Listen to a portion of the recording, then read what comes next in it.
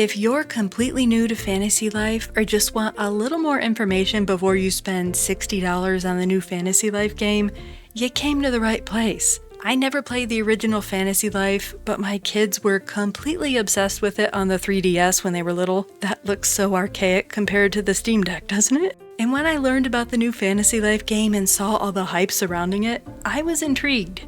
It looked cute like Animal Crossing, but with combat, a rich storyline, and 14 different lives that would offer a variety of gameplay. So I bought the deluxe version. The Snapdragon mount and Trips helmet are totally worth it, and it wasn't exactly what I expected, but mostly in a good way. Stick around and I'll reveal the 8 things that surprised me about Fantasy Life I, the girl who steals time.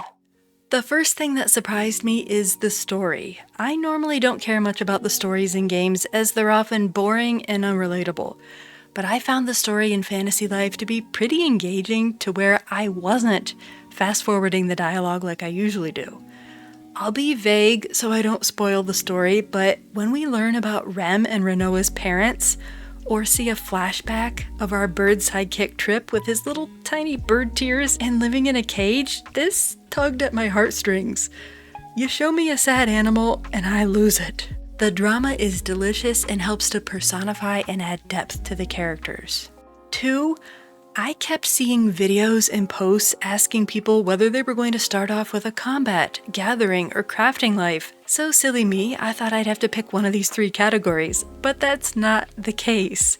The beginning island is a fantastic low-level tutorial area with a guild office where you can start a new life whenever you want. These lives are basically classes or professions, and although you can skip the tutorial, these only take about 15 minutes and earn you some quick money, equipment, and skill points, which you can spend on your skill tree to unlock new perks.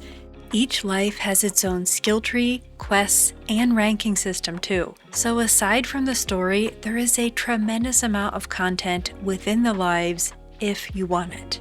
The third unexpected feature is that you don't have to open a special menu or go to your house to swap to a different life. Once you've unlocked a life, you'll have an option to quickly switch into that life whenever you're doing a task related to that life. However, if you have more than one combat life, it swaps to the most recent one used, so you'll have to press right on the D-pad to change to a specific combat class. But I love how quick and easy it is to change lives. It's a lot of fun.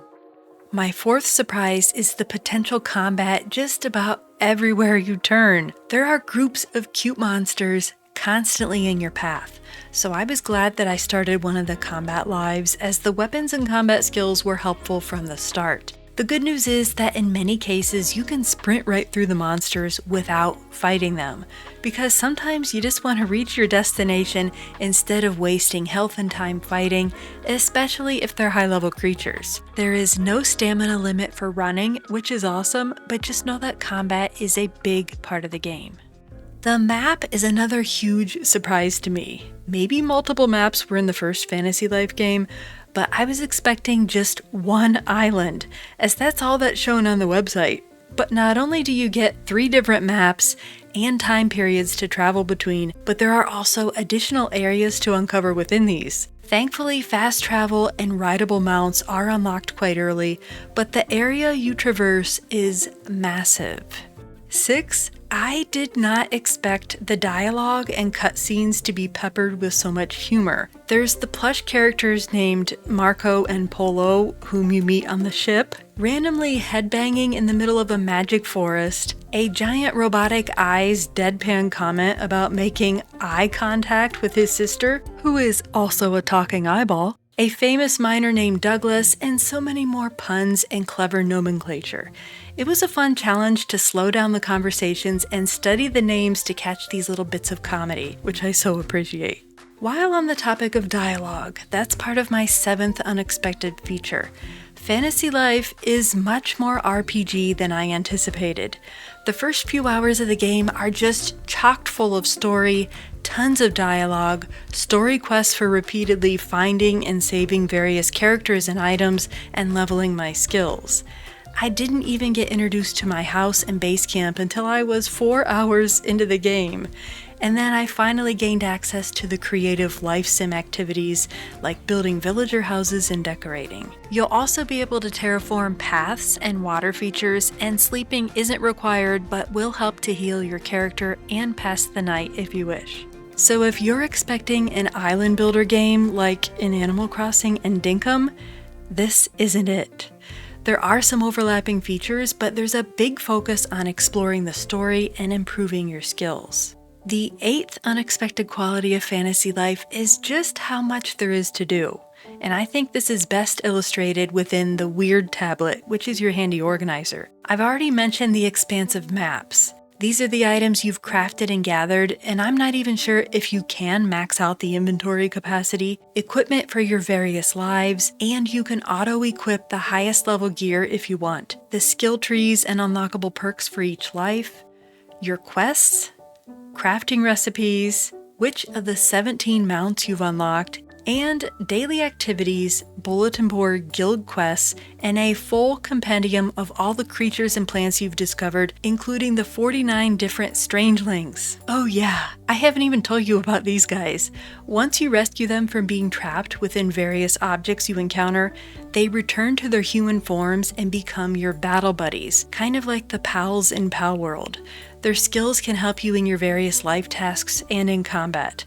I've only discovered 2 of them within 8 hours of gameplay, so I can't reiterate enough that this is a huge game if you want to experience all it has to offer. Multiplayer can also be unlocked once you have your base camp, though from what I've heard, it's rather limiting as far as what you and your friends can do together, but I have yet to test this feature. So as a complete newcomer, these are the 8 features that surprised me the most about Fantasy Life I, the girl who steals time. Although I'm only 8 hours into the game, my first impressions are overall quite positive. The story is engaging, the characters and animations are cute and polished, choosing and switching between lives is incredibly flexible, there is a ginormous map to explore and quests to tackle, combat and dungeons when you want some action, and slower paced crafting and decorating too. It ran smooth as butter on both my PC and Steam Deck, has multiplayer, though I know many players aren't happy with it, and crossplay between PC and console.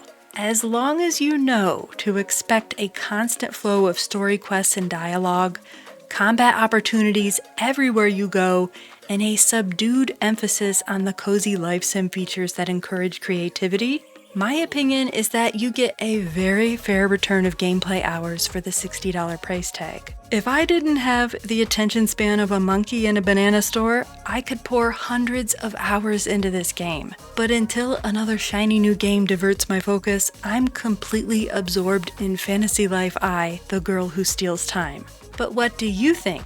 Are you going to buy it? And if you've already played it, what surprised you? Let me know in the comments below, and if you don't want to miss out on the latest in chill and cozy games, please consider subscribing. Thanks for watching.